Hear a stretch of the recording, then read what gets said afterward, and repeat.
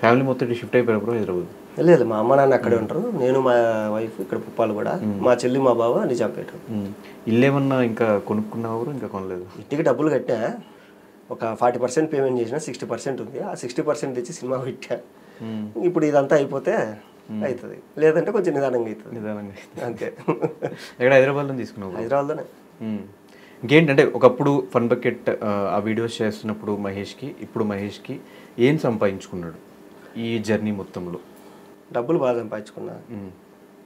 ఇంకోటి ఏంటంటే స్ట్రగ్లింగ్ అనేది లేదు, ఏదో ఒకటి చేసి బతుకుతున్నా హ్యాపీగా.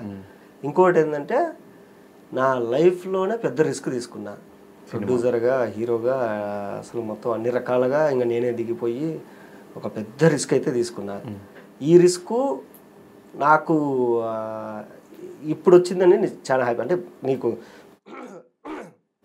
హిట్ కొట్టడం, హిట్ ఫ్లాపు అనేది సెకండరీ, అది రిలీజ్ అయిన తర్వాత తెలుస్తుంది. కానీ అసలు ఆ హిట్ కొట్టాలన్నా నీకు పెద్ద హిట్ వచ్చిందంటే గ్రేట్, నీకు పెద్ద ఫ్లాప్ వచ్చినా గ్రేటే. ఎందుకంటే నువ్వు అంత రిస్క్ తీసుకున్నావు కాబట్టి. నేను నా లైఫ్లో ఎప్పుడు చేయలేని రిస్క్, నా జీవితంలోనే ఎప్పుడు చేయలేని రిస్క్ తీసుకున్నా. నేను జాబ్ వదిలేసి, చదువు వదిలేసి ఇండస్ట్రీకి రావడం ఎంత పెద్ద రిస్కో, దానికి 100 రెట్లు రిస్క్ ఈరోజు తీసుకున్నాను. చూద్దాం, ఏమో ఇది క్లిక్ అయిపోతే అట్లా. కానీ ఈ రా అండ్ రస్టిక్ ఫిలిమ్స్ అన్ని మనం తమిళ్లో ఎక్కువ హిట్ అయ్యే ఛాన్సెస్ ఎక్కువ ఉంటాయి, తెలుగులో చూస్తారంటావు బ్రో?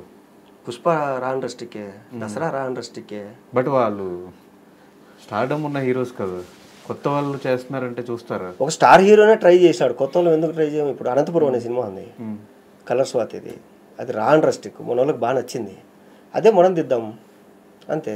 ఇప్పుడు నీకు ఇంకోటి ఏంటంటే, నీకు తమిళనాడు, రాయలసీమ మెంటాలిటీస్ కానీ తర్వాత వాళ్ళ పద్ధతులు కానీ ఒకటేలాగా ఉంటాయి కొంచెం.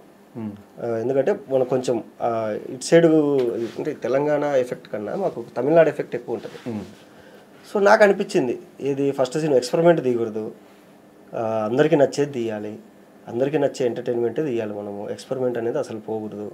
దీన్ని ఏంటంటే కనుక మనము మన ఊర్లో మనం సినిమా తీస్తే మనం ఏ ఫ్లేవర్ అని వెళ్తాం. ఇప్పుడు నీకు లవ్ స్టోరీ ఉంటుంది, లవ్ స్టోరీ అంటే ఒక స్టైల్లో తీసుకోవాలి, సస్పెన్స్ అంటే ఒక స్టైల్లో తీసుకోవాలి, థ్రిల్లర్ అంటే ఒక స్టైల్లో తీసుకోవాలి, హర్రర్ అంటే ఒక స్టైల్లో తీసుకోవాలి, తర్వాత ఈ కాంతారా ఇవన్నీ ఉంటాయి, ఇవి దేవుడికి సంబంధించినవి, ఈ తాంత్రిక విద్యలు, దేవుళ్ళు ఇవన్నీ ఉంటాయి ఒక స్టైల్, అవి ఒక స్టైల్లో తీసుకోవాలి.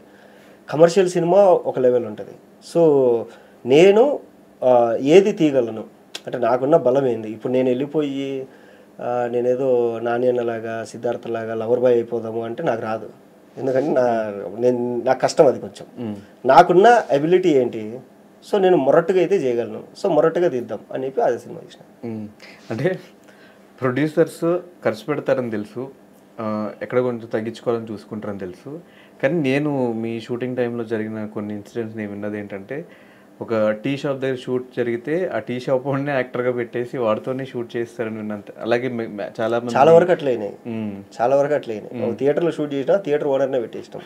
ఆయన మామూలుగా డైలాగులు చెప్పలేక టెన్షన్ పడతాడు. టెన్షన్ పడతా అంటే అన్న ఏ బ్రాండ్ అని అంటే, ఈ బ్రాండ్ ఇలా క్వార్టర్ వేసుకుని రాకపోతున్నా, ఒక క్వార్టర్ వేసుకొని వచ్చాడు, చించి పడేసాడు యాక్టింగ్.